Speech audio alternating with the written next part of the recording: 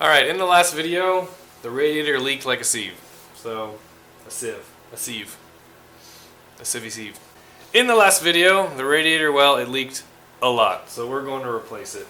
Taking the radiator and shroud out of these cars sucks. But it's got to get done. So, the first is going to be taking this extension out. There's 3 screws on the top, and then there's 3 screws on the bottom. And then this should just come right out.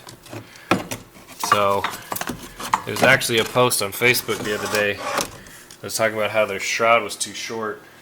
It's because they're missing that extension. With that extension out, we should be able to unbolt the radiator shroud. There's 3 bolts here, 3 bolts here, and then there's 2 actually on the bottom that go into brackets that are on the radiator. A lot of times those are broken or missing, but we'll just have to see what's still left on this car. Alright guys, I interrupt this program to explain a little bit about radiator seals. So, as you see in this Corvette, the radiator is kind of slanted backwards. It's not straight up and down. And also, there's no huge grill letting in a bunch of air into the radiator. So most of the air that gets sucked up into this car is going to be from this air dam and these front grills in the front. Now, when the air gets to here, what it's going to want to do is go around the radiator, not through it. And if you notice, there's a seal across the top for the hood to the support. There's a seal between the support and the radiator. There's a seal between the radiator and the shroud. And then there's also more seals, you can't see them, but in between the radiator and the support on the sides. And what a lot of people do is they'll replace the radiator and they'll not replace these seals, and they'll have overheating issues on the highway. And you kind of have to. So when the new radiator goes in, these look nice enough that I think I'll be able to reuse them. We'll see. If not, I'll buy a new kit. But they're very important, and do not forget about them. For example, here's the seal that went in between the radiator and the support. And as you can see, if this isn't there, I mean, look how much gap, how much air can just escape out the top. That's what we're talking about here. So with that seal gone, I can see some bubbling along this top edge. Looks like it's been leaking from that side of the tank.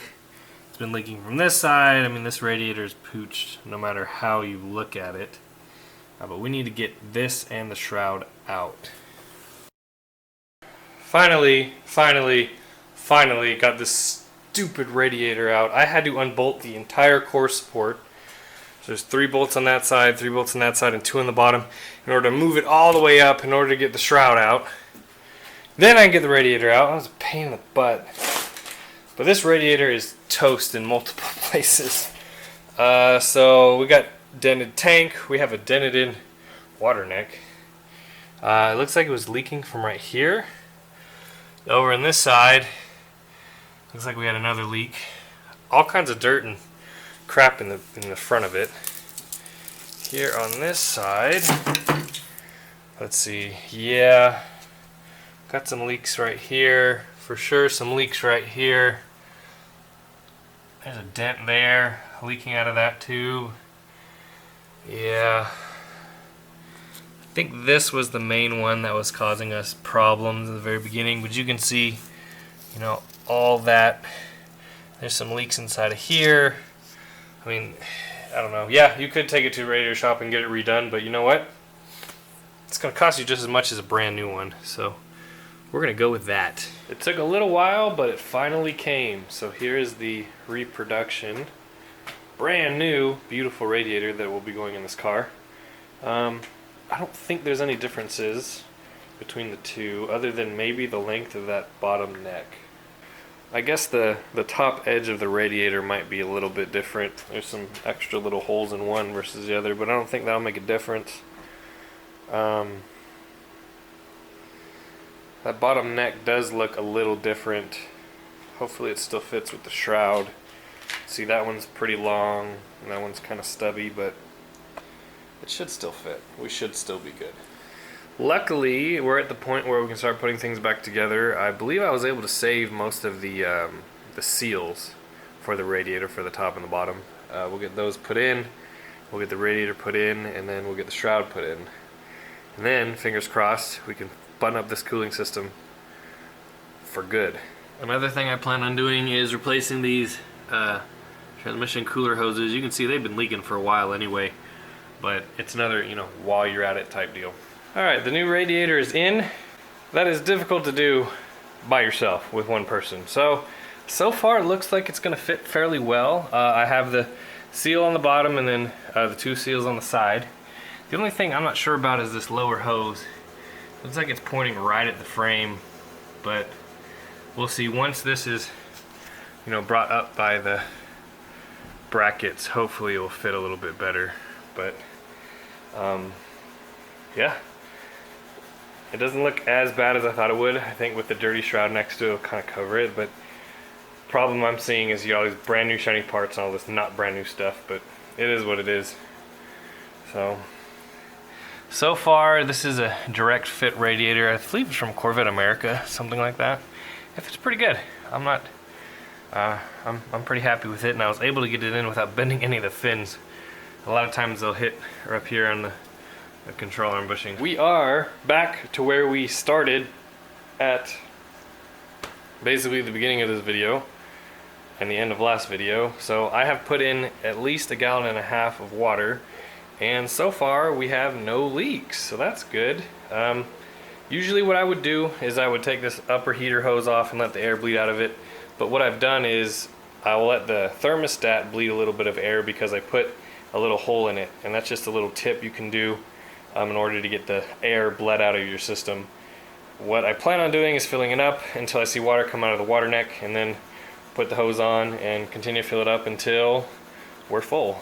So hopefully that works out, and hopefully there aren't any leaks. So far,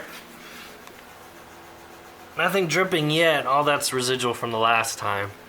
But as you guys saw, that radiator wouldn't, it's like a screen door in a submarine. It just would never have worked. Once that's done and the cooling system's all done, we're going to hook up a temporary filter like this, just to catch any crap that's in the lines, and then put my special valve covers on it and see if they'll run. I'm gonna put these valve covers on. I don't know if you guys remember the Camaro that I brought back to life in a very similar way. These are actually the valve covers from that car, so they weren't good for anything else but to make something like this, which is pretty much the ability to run an engine at idle and see and make sure all the rocker arms are getting oiled, which means all the lifters are spinning, which means, we can watch the rocker arms, make sure we have no flat cams, that kind of thing. You can't really rev it because it'll spit, if it has good oil pressure, it'll spit all over your exhaust manifolds and you make tons of smoke. But it's really just to be able to see how the engine's working and still control some oil flow. So we'll put those on, and then from there hook up all the assorted random vacuum lines and fuel, and we should be good to go.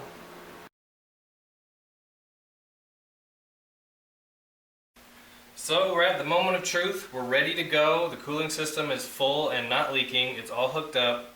One thing I do want to do is I'm going to put in, there's transmission fluid in here, but this thing has been leaking a lot. I'm going to put in at least a quart of ATF, just to be safe. Though you don't want to run your transmission dry, that's for sure.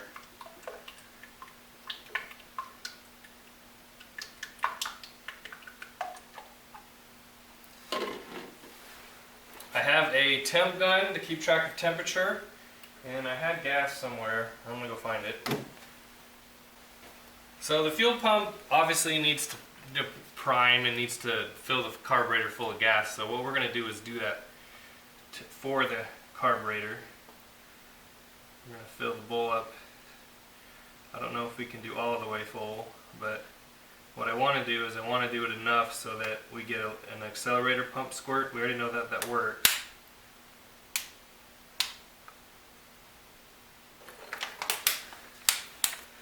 Let's see if we have any action.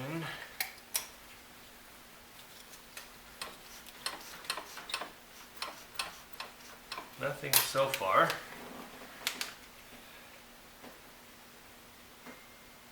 These bowls are a lot bigger than you really think they are.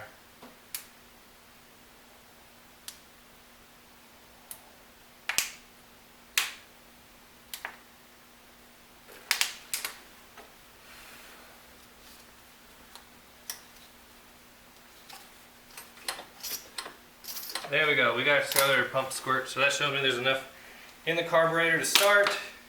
So let's take this back out.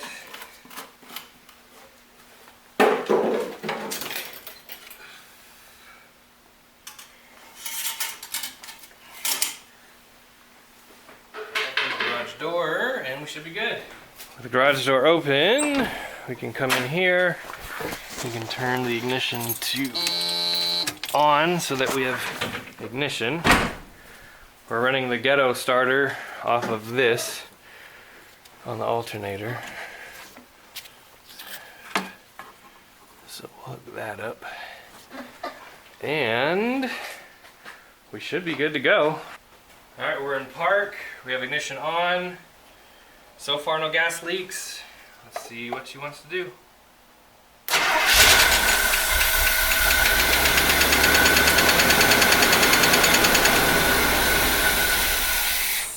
Alright, so she ran out of gas.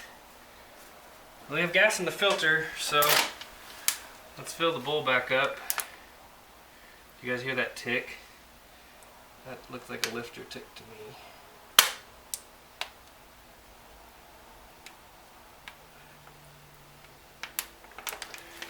Alright, let's try it again.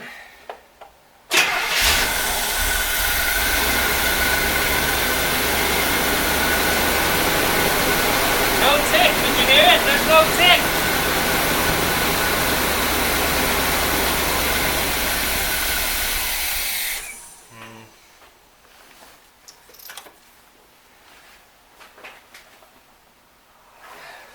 So far, nothing leaking.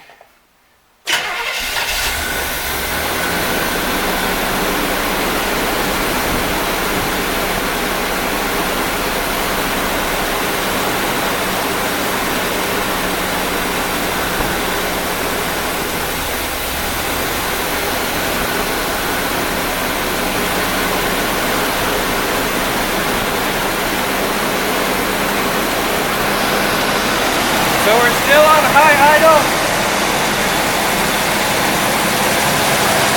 The lifters are a lot quieter. I don't see any oil coming out of them though.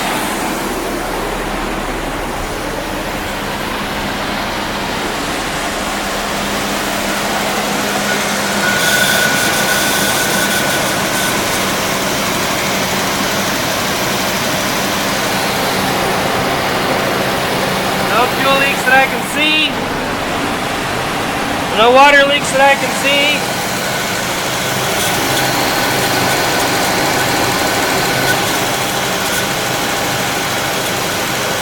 I'm surprised there's no oil, to tell you the truth. But it's not making any noise. Well, we got lots of oil pressure. Horn works.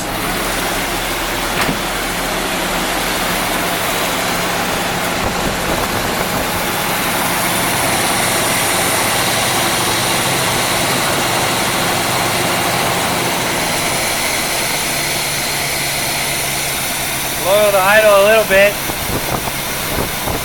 I'm glad I put oil on these rockers because if I hadn't, well, she's running. It's cold outside, so I can't tell how well. Smoking a bunch.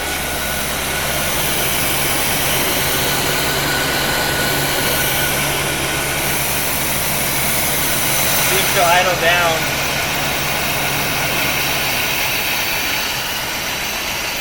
Not bad, not bad. And we're not even close to being warm yet. Alright, we have oil there. I can see it. We have oil coming out here. Some oil here. A little bit here. This side's looking better.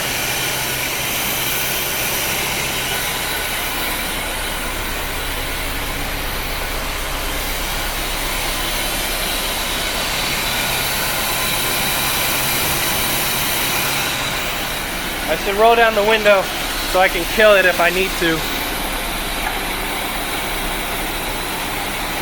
That way I can just reach in and whoop.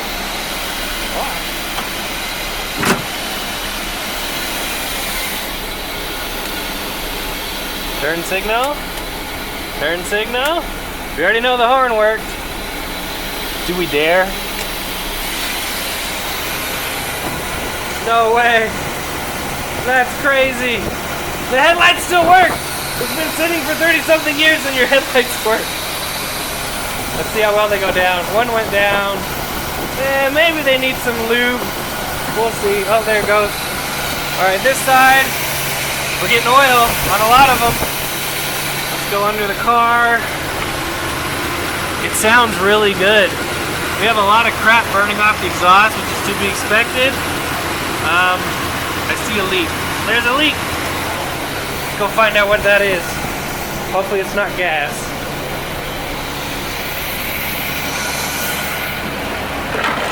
Alright, I think we have a coolant leak. I think.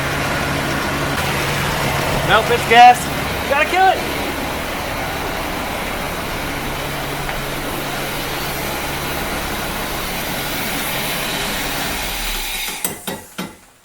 Stupid fan. Alright, I think I fixed the fuel leak. It was just hose clamp that needed tightened. I can't believe those headlights work. Alright, let's try this again. Okay, this is without the choke on, so we'll see how well it starts. That fan probably come loose.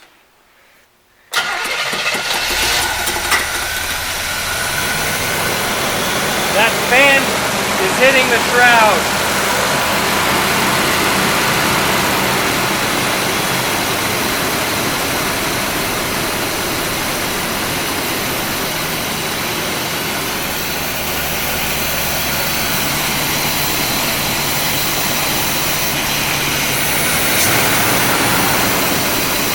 So the choke will stay on if I rev it.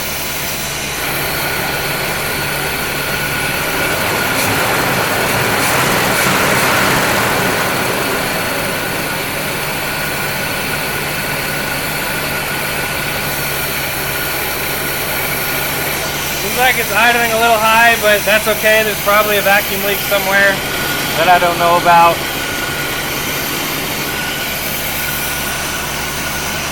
But we have oil on all of these.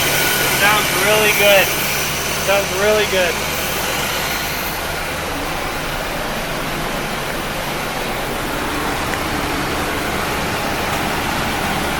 They're still freaking leaking. Well guys, that's gonna be it. I'm running out of time and I can't fix that gas leak without a different fitting. So we'll address that in the next video, but hey, it ran awesome. Actually, it ran better than I would ever expect it to. It clattered a little bit and then all of a sudden it was done. And it ran just like they parked it back in the 80s. I mean, the idle's a little rough, but there's all this vacuum crap that we're gonna have to deal with. So, hey, I'm happy. It could have gone better.